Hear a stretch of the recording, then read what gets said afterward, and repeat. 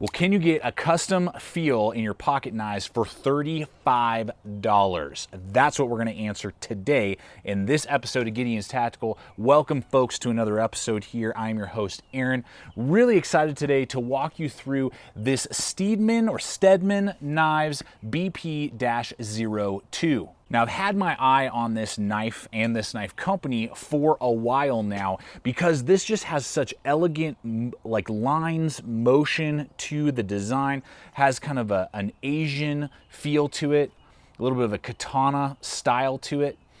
And Stedemon actually had this in a titanium, looked very similar, but it was a really high-end, version. This, again, as I said, $35. That was the other thing that made me really gravitate to it. New knife company that I haven't tested before, $35 price point, Blade HQ, Amazon, links below, lots of color combinations. When you guys use those hyperlinks, it helps me out make videos like this because I went out, bought this guy to give you guys my feedback. And, can you get just such a cool looking knife that feels like a custom? It really does, guys. Every single line has been milled, every single option and just a huge level of detail has been hit with this knife. But for $35, other things missing. Is there something that's amiss in this layout? A few other aspects that we're going to hit today is the steel. Now, this is 440C, Chinese made. This is made in China.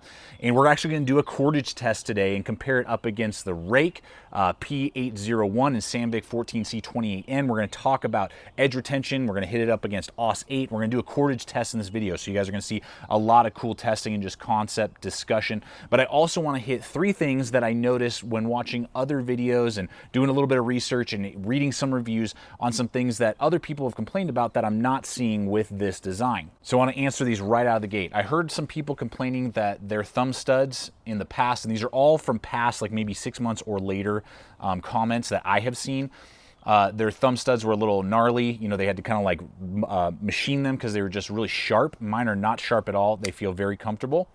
A few people were having pivot issues, that the lockup was starting to wobble and, just issues like that, centering problems. This thing is dead center. I've deployed it between 500 and 600 times just over and over again, just playing, watching TV, watching movies, hanging out, irritating Mrs. Gideon's Tactical just over and over again to test it out. And I have not seen any blade floating side to side. It's dead center.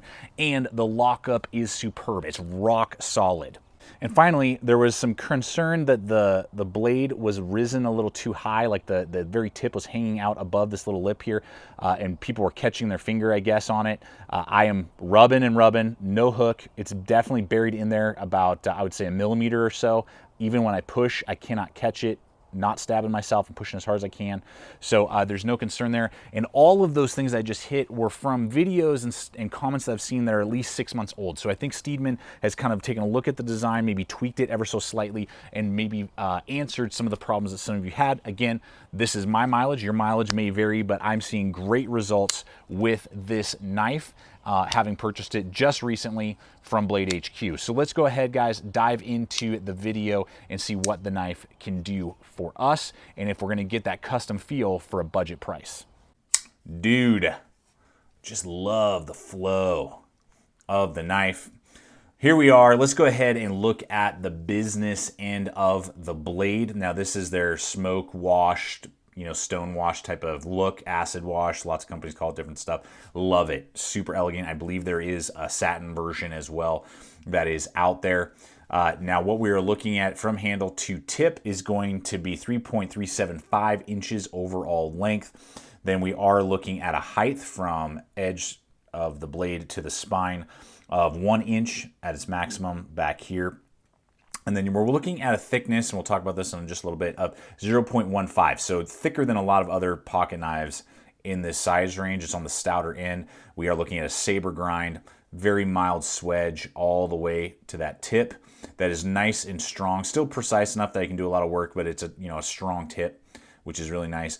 Good sweep. You can see that the blade angle is just going up the entire time into that sweep. Super nice. Definitely kind of like a modified Tanto almost. It's a drop point with a sweep, but yeah, it has that look. It has that kind of katana, Asian influenced urban look to it. Totally dig it. Perfect flow. Looks like a stealthy canoe or something. I don't know, man. This This is singing my siren song, this blade and its design. Okay, so now on to performance. 440C steel. Right out of the gate, a lot of people, I don't know if there's just misconception with 440C. I don't know what the deal is. I really like 440C if it's done well. Now, it can be done really poorly, but back in the day, in the mid-90s, it was like the super steel. Before 154 CMs came out and some of that you know, those type of things, you had 440C, you were having a really good knife. And still to this day, particularly US companies, if they do a good heat treat, you can get some awesome performance out of a 440C blade on par or even surpassing 154 CM or like VG10. So this is a Chinese knife at a budget price. We will be doing a head-to-head here in just a moment in this video to see how the edge retention actually is. Came with a great edge, really nice and fine, nice and sharp.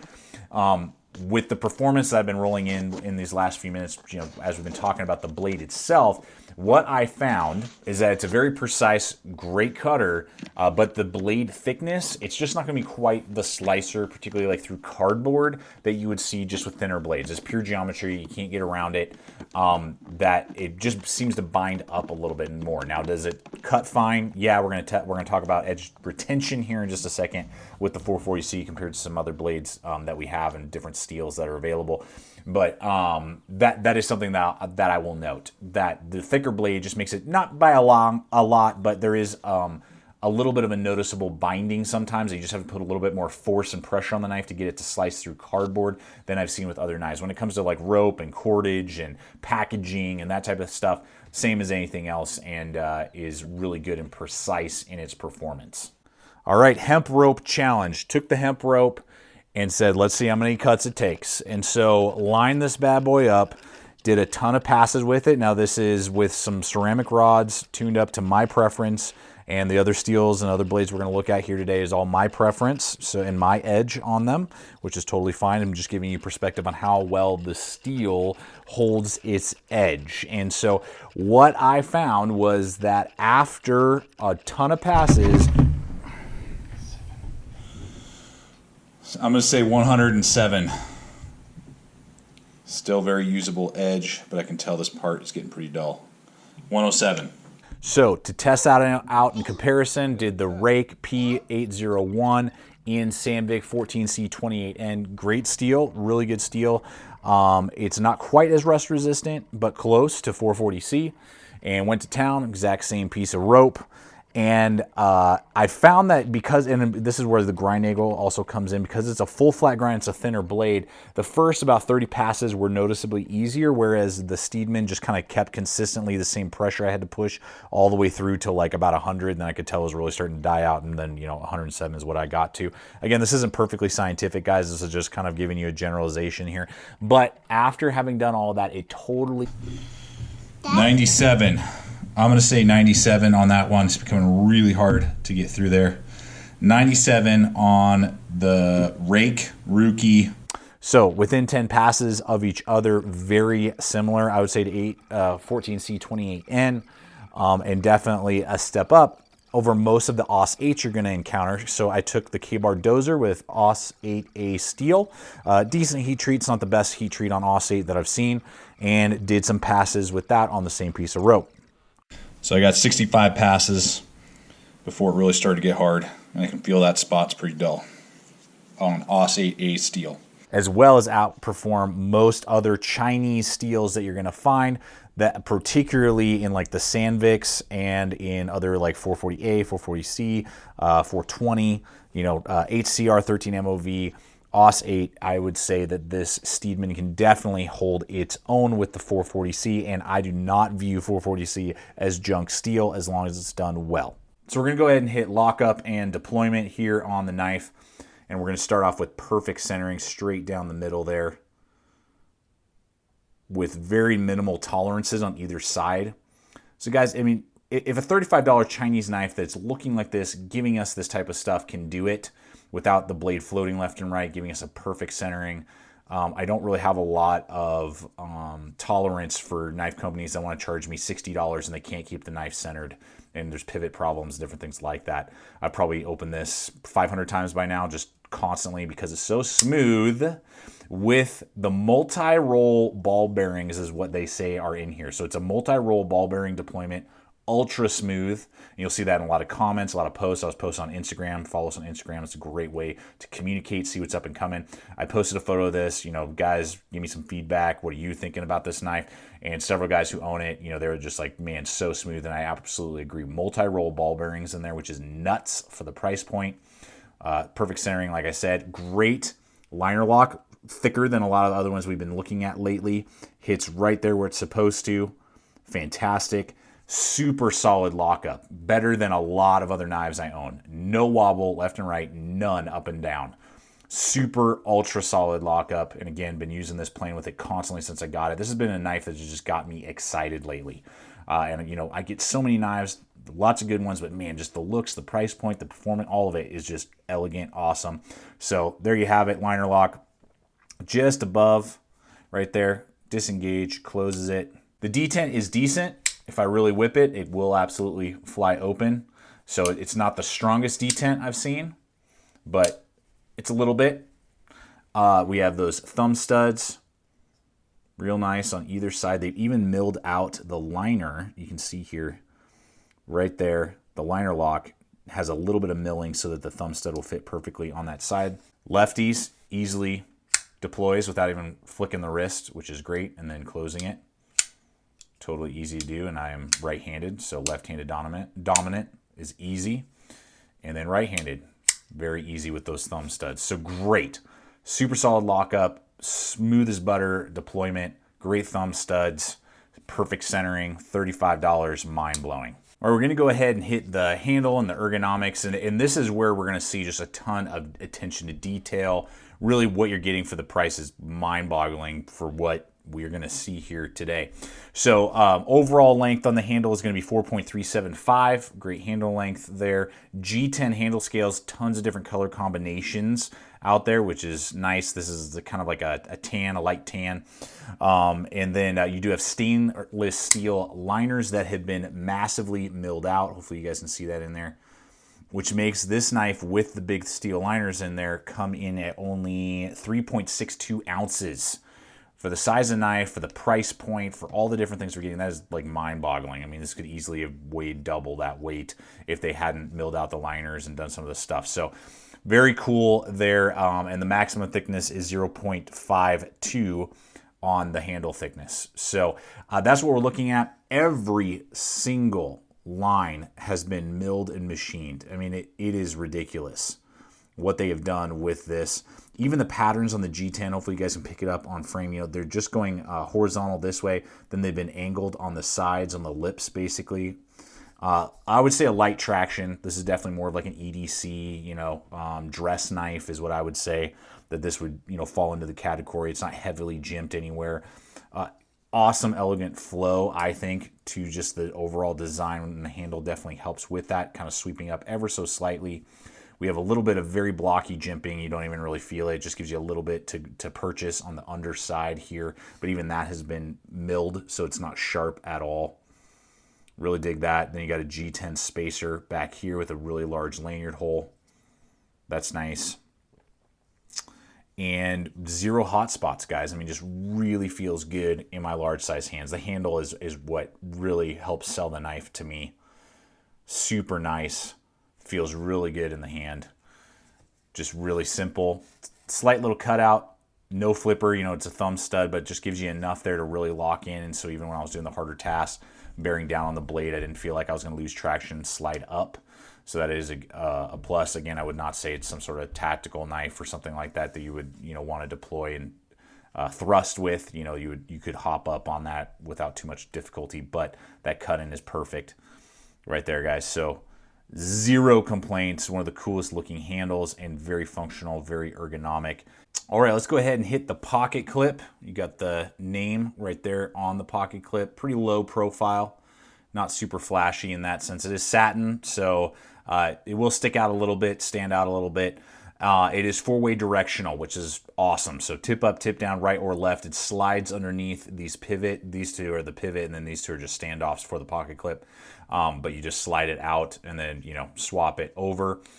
Unique design. Doesn't create any hot spots.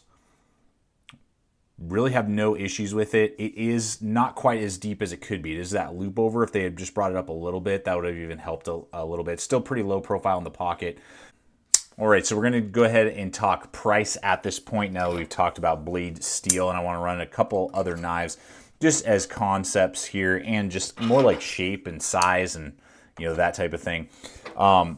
Some knives we've already tested. One is in the process of testing. I don't know which one will come first and all that. So this Stedemon, was it BP-02, is going to come in at $35. $32 to $35. Blade HQ, Amazon, links below. Mind blowing. So thank you guys for supporting us in that way.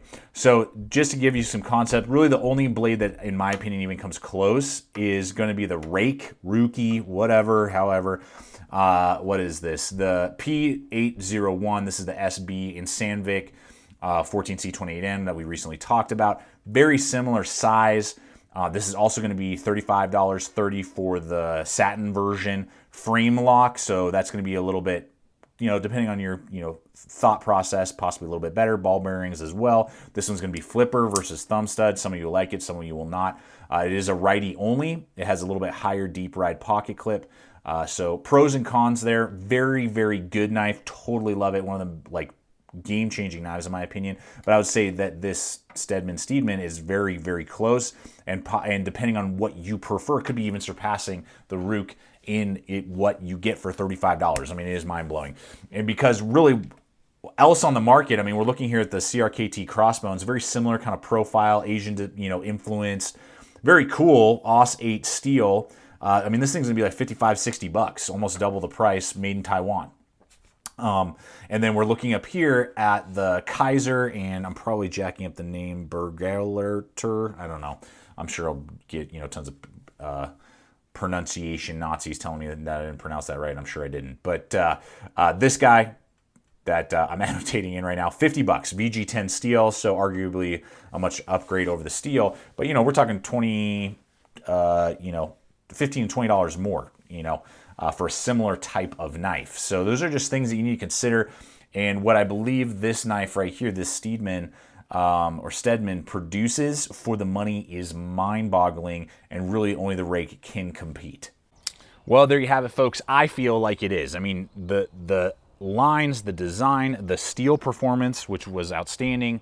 For the price point, you feel like you're having a really cool tricked out knife. I hand it to friends of mine, you know, I'm like, hey, what do you think of this? You know, they know I run a YouTube channel. They know I'm always getting all kinds of different levels of knives. And I always ask them, like, how much do you think this thing goes for? They're like, oh, I don't know, 60, 80 bucks at least, you know. And when I tell them the price point, they're really surprised. So really the only, you know, things that I've seen is the detent. I just want to kind of show you that again. Here's the detent, and I've heard people say that some of people comment that their detent was kind of strong. Mine's not, but it's pretty close to like my Benchmade's.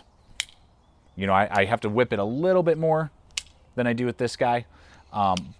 You know, it's a lighter detent. Maybe that's just my model. Maybe it's not. I'm not sure, but just wanted to kind of show you that. But other than that, guys, I can't find a flaw with the knife, and I think this thing is totally a budget-friendly, custom-feeling knife in its overall design. So I hope that this video has helped you guys out decide whether or not the BP-02 is the right tool for you. Thank you so much for coming over here and checking out the channel. Please subscribe, comment, like, share this video. If you're not a current subscriber, I invite you to become part of the GT family, throwing up stuff like this every single week. If you are a current subscriber, thank you so much for your support. You are awesome. You make this channel go. Make sure that you've hit that bell icon right next to the subscribe button, and just make sure that it's in your news feed and you don't miss the videos that we throw up week after week. And finally, guys, always remember, stay equipped, stay prepared, and we'll see you out there.